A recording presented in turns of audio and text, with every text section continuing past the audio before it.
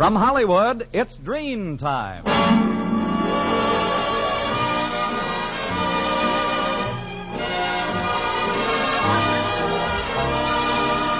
Ladies and gentlemen, the makers of Dream Shampoo are pleased to present the 16th in a series of new programs produced by Carlton Alsop and starring Don Ameche. Let me sleep, will you please, Blanche? Frances Langford. John, I'll go insane if you don't stop that snoring. Danny Thomas. It's a free country. I'm a citizen. And Carmen Dragon and his orchestra. And here is your host for the evening, Don Ameche.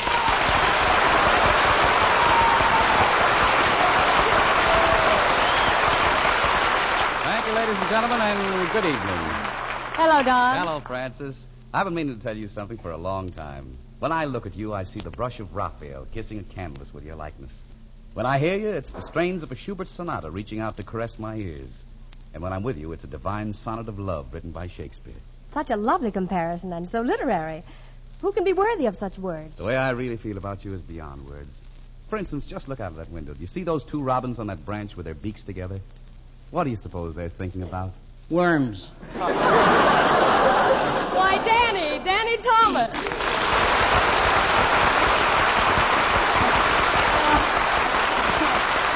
Oh, Danny, please, why must you always be so horribly present at the wrong times? Until you came along, I was having a purely intellectual conversation with a charming girl. Look, I happen to be an expert on the subject. I've got plenty of girls, haven't I?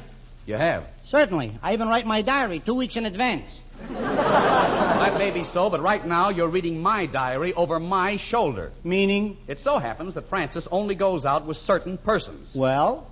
Who's certain you're a person? Wait, that's a pretty nasty observation. I mean, you must have heard how it was between me and June Haver before we had our big argument and she married somebody else. She must have been pretty mad at you. Mad? She was furious. She married the same guy twice.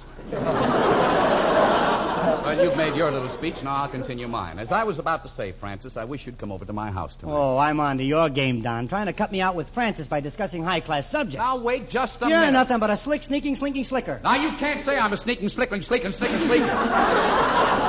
Neither can you. And let me tell you something. Now, just a minute. Before you jump to any conclusions, I think you should know that I have found in Frances a kindred spirit, a true connoisseur of art. The reason I invited her over is that I want her opinion on some paintings I hung in my house. Oh, in that case, I'm sorry. All right. You see, Frances, I have a Picasso in my den and a Rembrandt in my living room, and I think the place can take one more painting. It does seem that way. How about something in oil for your dining room? Why don't you get a can of sardines? Please don't discuss things above your intellectual level. Don't be so harsh with him, Don. Maybe he does appreciate art. It so happens I do, Don. I saw the paintings in your house, and I liked them. Oh, well, thanks. I especially like the one in your living room, the Three Musketeers. But tell me, is the fella in the middle supposed to have a mustache? Why, that's D'Artagnan. Certainly he's supposed to have a mustache. Ooh, I'm terribly sorry. What for? I erased it. Oh, but I can paint it back on. There's no use losing my temper. I guess you just can't make a silk purse out of a sow's ear. Oh, wait, I wouldn't say that. Remember, Don, when you met me, you won a friend. That ought to teach me not to gamble. Never. Yes, never before Dreen could any shampoo reveal all the natural brilliance of your hair. Never before Dreen could any shampoo leave your hair so lustrous, yet so easy to manage. Dreen your hair and you bring out all its sparkling highlights. Dreen your hair and you glamorize all its soft, thrilling texture. Dreen your hair and you remove all luster-dulling soap film and unsightly dandruff. And what's more, Dreen's rich whipped cream lather leaves your hair easier to set, easier to curl, easier to arrange right after shampooing. Yes, for lovely, lustrous hair, for all types of hair, use Dreen shampoo. Right. Never before Dreen could any shampoo leave your hair so lustrous, yet so easy to manage.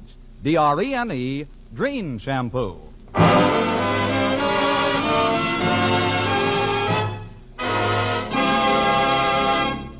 That was well done, Toby. And Frances, your song was so delightful that I'm not even mad at Danny anymore. I'm glad, Don. You really are a bit impatient with him at times. Well, it's his own fault. If he were only more conversant with the arts, we'd have more in common. He was merely trying to be helpful when he erased that mustache. Oh, it's not just paintings.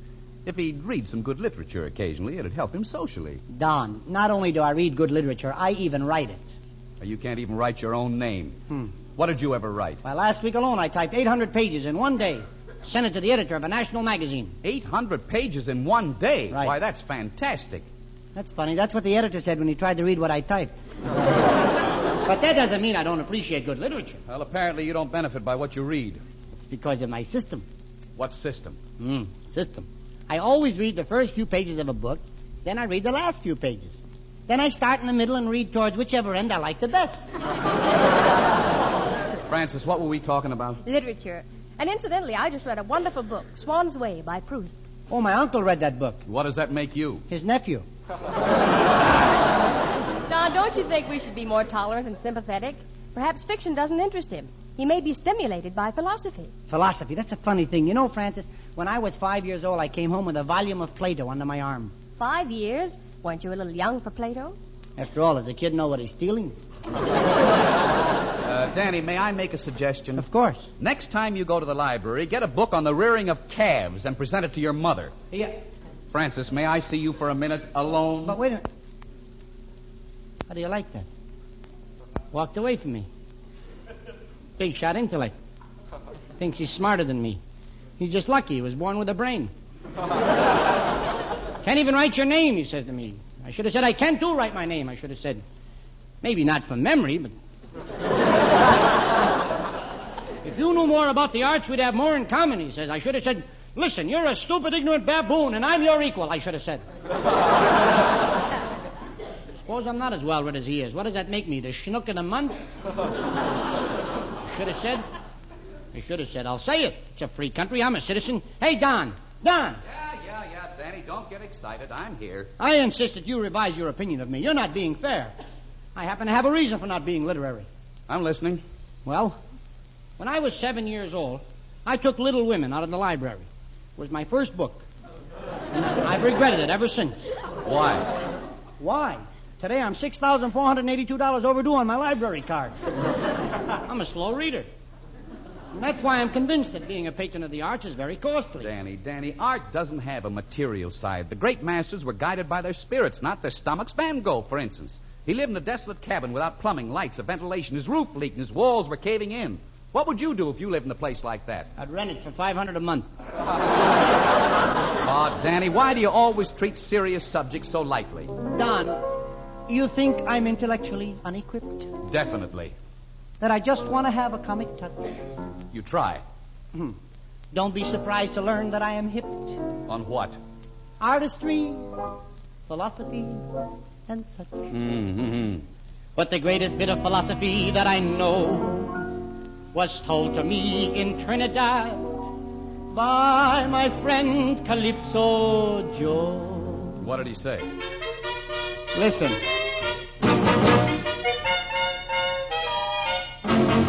A joke is a thing that amuses many folks. They have fun. So I will continue to tell my little jokes. Like this one. Mrs. Jones had triplets one day. 2 weeks later she had twins, they say. Don't think that your hearing has been double-crossed. It happens that one of the triplets got lost.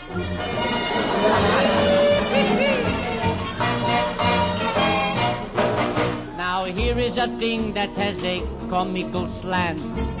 It appears my uncle has been married to his wife, my aunt. 30 years. 30 years now. That's a long time. And to me, my uncle is sublime. He says his romancing has never grown dim. If his wife finds out, I know she will kill him. That's very well, man. Very well. Of course, there is no perfect marriage, that I know, in this life. I'll soon be divorced by Mrs. Calypso Joe. That's my wife. She said that she is through with me, and a bachelor is no thing to be. So I'll marry her sister. I'll tell you what for. I don't have to break in a new mother-in-law.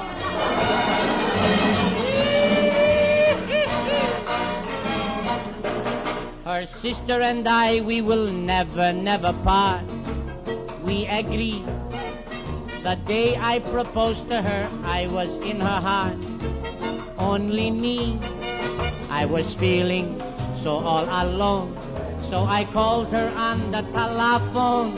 I said, will you marry me? It will be bliss. She quickly said, yes, I would love to. Who's this? That's the philosophy of Calypso Joe.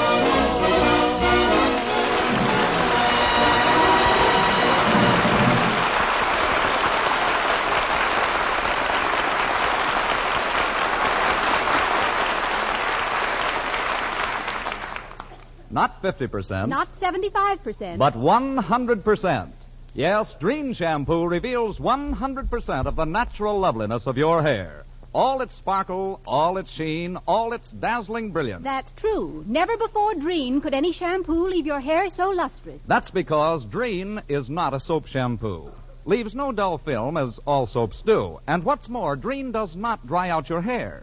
Instead, Dreen's richer whipped cream lather leaves your hair easier to set, easier to curl, easier to arrange right after shampooing. So for lovely, lustrous hair, use Dreen shampoo. Yes, for all types of hair, dry, normal, or oily, use Dreen shampoo. Buy Dreen at all drug department or 10-cent stores in the familiar blue and yellow package. Or ask for Dreen at your beauty shop. Remember, never before Dreen could any shampoo leave your hair so lustrous, yet so easy to manage. Your hair can have that dazzling sheen the very first time that you use Dreen. Right, your hair can have that dazzling sheen the very first time that you use Dreen.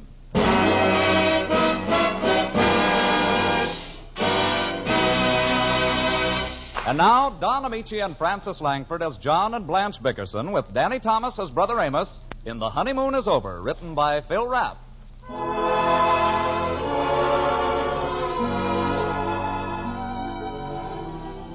The Bickersons have retired. Mrs. Bickerson lies tense and silent in the darkness, while poor husband John, insomniac extraordinary, engages in another grueling bout with the dread affliction that borders on madness, lethargica profundus. Listen.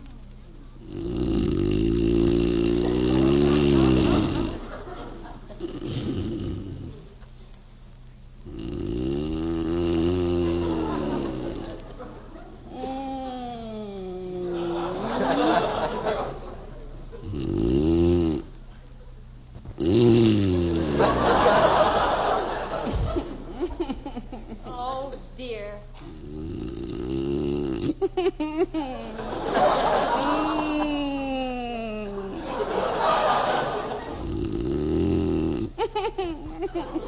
Positively not human. John, cut it out. Cut it out, Blanche. John, what's the matter with you? What's the matter? Nobody would believe what I go through every night of my life. I lie awake for hours listening to that groaning and grunting and whining and giggling and snoring and snarling. I'm sick of it, John. Yeah, me too. Who's doing it, Blanche? Must be that new tenant. You're doing it, and you haven't missed a single night since we got married. Missed what? Snoring. It's unbelievable. I don't believe it. Good night, Blanche. Good night, nothing. Why doesn't somebody invent something to wake a person up when they start to snore? They don't have to invent it. I married it. Very funny. Oh, you're so funny, John Bickerson. Well, you're not going to enjoy yourself while I suffer. Get out of that silly position and sleep like a normal human being. What difference does it make to you what position I'm in? It makes a lot of difference. You can't possibly breathe right the way you're all wound up. Ugh. You've got one knee up against your chin, and your head is under the pillow, and one foot's hanging out of the bed. Ooh. Go on, put that foot where it belongs. If I did, you wouldn't sit down for a week. That's right. Threaten me. A lot you care that I'm on the verge of a nervous breakdown. My face is full of lines. I've got dark circles under my eyes. My cheeks are hollow. I look worse than an old witch. It's true, isn't it? I wouldn't say that. Why not, John? I'd be awake for the rest of the night. You do think it's true, though, don't you? What's true? I look worse than an old witch. You don't look worse than an old witch. Why do you emphasize worse? All right, you don't look worse than an old witch.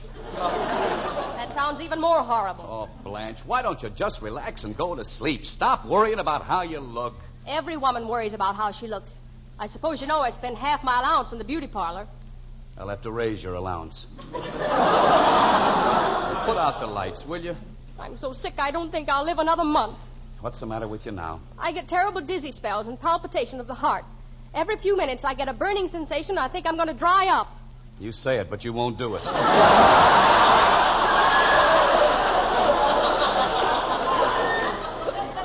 I'm sick. I know I'm at death's door. Well, go see Dr. Marvin. He'll pull you through. How can you lie there and watch me writhe in agony? Right now, my pulse is going like a trip hammer. Oh, let me see. Oh, there's nothing wrong with your pulse. It's steady as clockwork. You've got your fingers on my wristwatch. What time is it? It's 3:30. Oh, John, I know I'm going to die. Oh, you're not gonna die. Every single time I get a premonition, it comes true. And I've had this dying premonition a half dozen times. Well, it didn't come true, did it? Don't yell at me. Send for the doctor. Oh, you don't need the doctor. I'll handle it. Where's the bourbon? Bourbon? I don't want any bourbon. Now, will you let me help you or not? I've got the greatest cure in the world for your condition. All you have to do is poach 2 eggs in bourbon. I won't eat eggs poached in bourbon. You don't eat the eggs. You drink the gravy.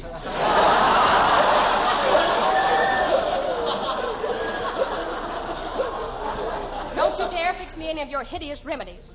All you want to do is finish me off. Well, if you don't want me to help you, stop complaining. You wouldn't talk that way to Gloria Gooseby. Oh, now don't start with Gloria Gooseby. All she has to do is sneeze, and you run up and down looking like Dr. Kildare. The day she fainted from the heat, you were busy rubbing her ankles. Well, you always rub a person's extremities when they faint. Well, you didn't have to be so extreme. Why didn't you rub her hand? Leah was rubbing her hands.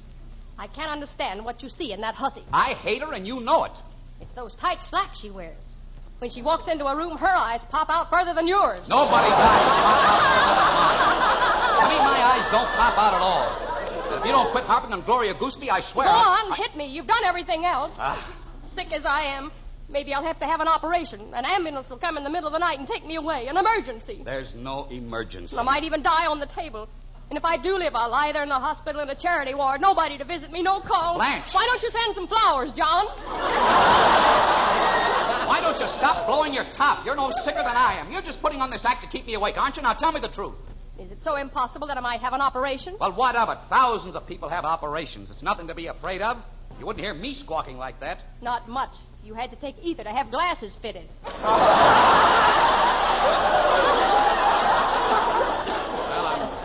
I'm very sensitive around the eyes. That's because I don't sleep enough. Oh, Blanche, why don't you put out the light? All right, John. You'd have been asleep a long time ago if you hadn't been for your snoring. Well, can I help it if I snore? Yes, you can. Dr. Marvin says there's something wrong with your pharynx. You have a very long uvula, and it flutters against your palate. Why don't you let him fix it? Okay, I'll have it fixed next week. You say it, but you won't do it. Let him fix it now. What? Go on, get up and let him pull out your palate. Blanche, are you out of your mind? You think I'm going to let that broken-down doctor hack at my palate? He doesn't hack, he snips. I don't care if he shoots it off with a .22. Nobody's going to fool around with my palate. Well, you're going to have to do something. As it is, neither of us get any sleep. Well, why don't you have him file your ears off? I never heard of such a thing. I wouldn't argue at all if you'd just be nice for a minute. You married me because you loved me, didn't you, John? Wasn't because I had a little money, was it? No, it wasn't. And even if we had our lives to live over again, you wouldn't marry me for my money, would you, John? I wouldn't marry you for all the money in the world. See, there you go, starting all over again. Blanche, I'm so sleepy, I don't know what I'm saying. Talk to me in the morning. You said you're going fishing in the morning. Who are you going with? With my boss. Why don't you take my brother Amos along? We're going trout fishing. We don't need any worms. Don't be so smart. Tomorrow you'll wish you had him with you. I assure you I'll enjoy my fishing without Amos. You can't fish without a fishing pole. Well, I got a fishing pole. I bought a brand new one yesterday. I lent it to Amos. Well, that's fine. Then he'll be up. What? Amos borrowed your fishing Oh, pole. Blanche, he didn't. You wouldn't let that sponging weasel take my brand new rod before I even had a chance to use it. He'll ruin it. He doesn't know how to fish. He isn't going to fish with it. His sink got stopped up and he wanted to clean the drain out. Clean the drain out? That chiseling thief is using my $50 rod for a plunger? It won't hurt it. You'll never catch any fish anyway. I always catch fish. I caught him last time, didn't I? You know darn well I brought home 3 bass and 1 smelt. They all smell. Go to sleep. Go to sleep, she says. My whole life is ruined. Cleaning drains with my $50 rods. What's the matter with a piece of wire? Go to sleep, she tells me. I'll never sleep another wink as long.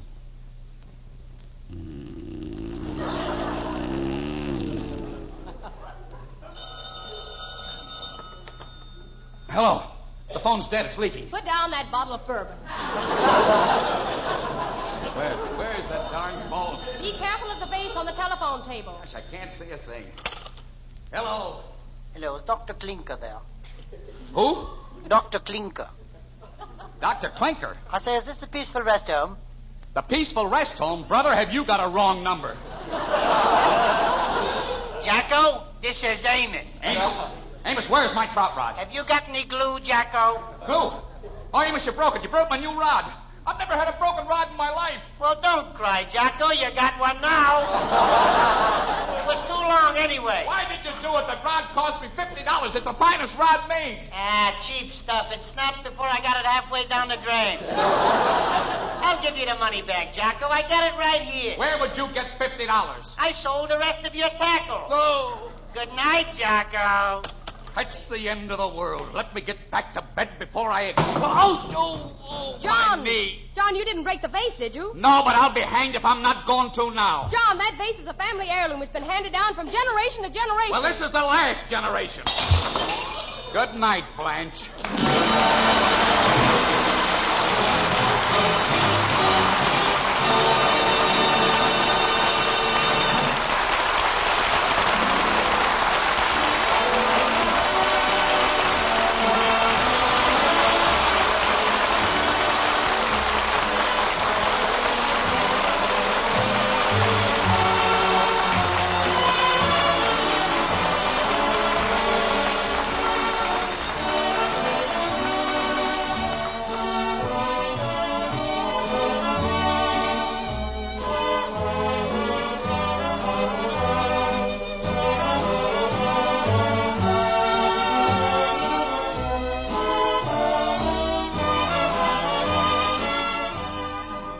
This is Toby Reed reminding you, never before Dreen. Yes, never before Dreen could any shampoo reveal 100% of the natural luster of your hair.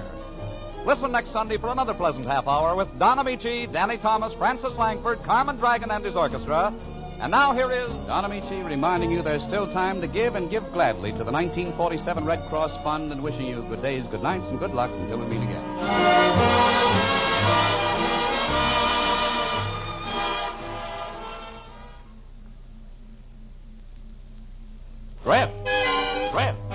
Dreft your dishes and oh how they shine. Shine without wiping in half of the time and look bright.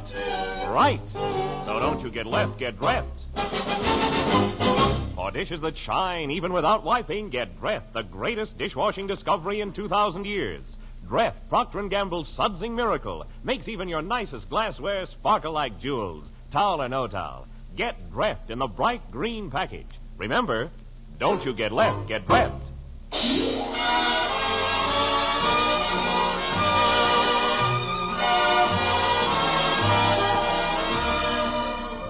Don Ameche will soon be seen in the Republic picture, That's My Man. Danny Thomas appeared by arrangement with Metro-Goldwyn-Mayer, producers of the new musical, It Happened in Brooklyn. Danny Thomas's song was written by Jerry Seelan, with special music by Carmen Dragon. Why isn't there more soap? Because adequate supplies of soap, fabrics, medicines, and many products can't be made without more fats than are available today. And that's why everyone is urged to save every drop of kitchen fats, every day. The need is urgent. The reason's sound. And dealers now pay more per pound. This is NBC, the National Broadcasting Company.